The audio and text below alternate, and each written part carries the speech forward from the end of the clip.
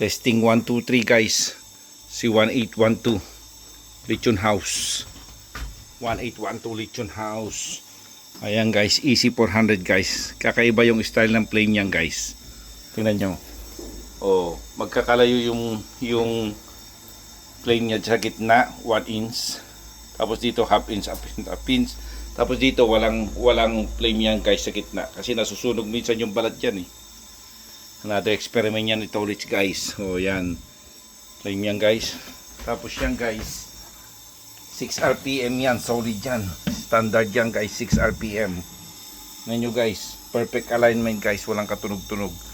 Tapos pag nasira yung motor guys, andali lang tanggalin. Yung bolt na yon, loose mo lang yan, pull out mo na yan.